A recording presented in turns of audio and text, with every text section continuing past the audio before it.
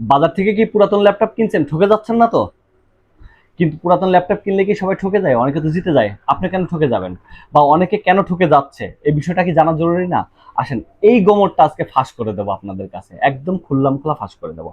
আসলে যখন second hand laptop কেনা হয় তখন কিন্তু আমরা দুটো জিনিস খেয়াল করি, হাই হাই ল্যাপটপটার কোথাও দাগ আছে কিনা, যেন আমি নতুন কিনতে গেছি।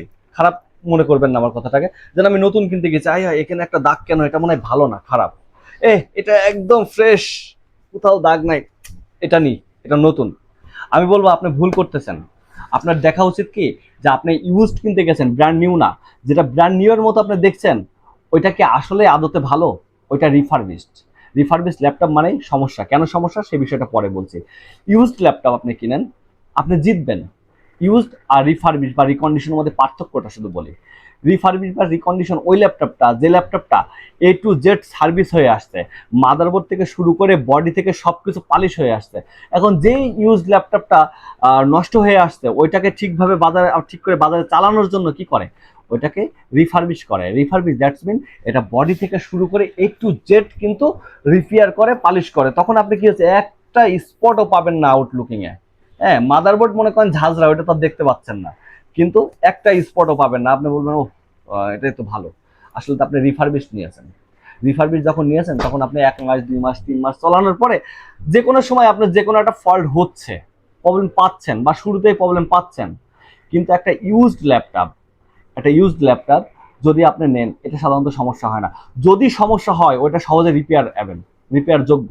কিন্তু যেটা একবার রিপেয়ার হয়ে গেছে, দুইবার রিপেয়ার হয়ে গেছে, রিফারবিশ হয়েছে, ওইটা কিন্তু দ্বিতীয়বার বা তৃতীয়বার রিপেয়ারে গেলে ওটা কিন্তু অতি সহজে রিপেয়ার হয় না।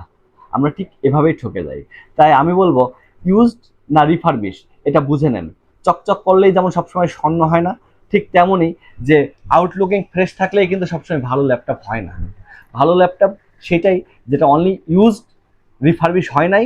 আপনি ওইটা কিনেন, ওইটাতে ঠকবেন না, জিতবেন।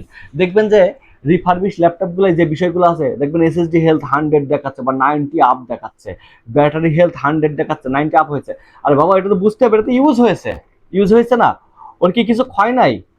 মানুষের জীবনে রাস্তায় চলতে গেলে ক্ষয় হয়ে যায়, এটাতে ডিভাইস মানুষের তৈরি, ক্ষয় ক্ষয় আছে না? কারণ আপনি যদি চিন্তা করেন আমি সেকেন্ড হ্যান্ড কিনছি, সেকেন্ড হ্যান্ড খালি নামে, আমি নতুনই নিছি, অতি চালাকি ভালো না ভাই। বিশ্বাস করেন, আপনি ঠকে যাবেন। বরং আপনি ইউজ প্রোডাক্ট কেনেন, যদি হেলথ এসএসডি একটু কম থাকে, তাও ওইটা ভালো পারফরমেন্স করবে ওই চাইনিজ এসএসডি চাইতে, অথবা ওই হচ্ছে বুস্ট করা এসএসডি হেলথ দেখানোর চাইতে। ব্যাটারিটা ভালো পারফরমেন্স করবে যদি হেলথ একটু কম দেখায়, ওই বুস্ট করা ব্যাটারির থেকে, ওই চাইনিজ কপি ব্যাটারির থেকে। এবং আপনার ল্যাপটপটা মাদারবোর্ড যেহেতু সার্ভিস হয় না, ওটা দীর্ঘদিন সাপোর্ট দিবে আপনাকে, আপনি চালাইতে পারবেন।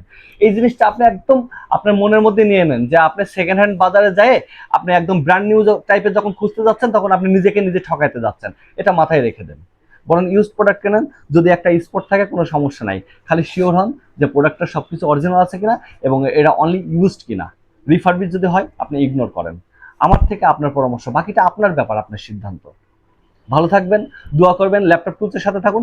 নিত্য নতুন বহু তথ্য দিব আপনাদেরকে ইনশাল্লাহ, দিনের পর দিন।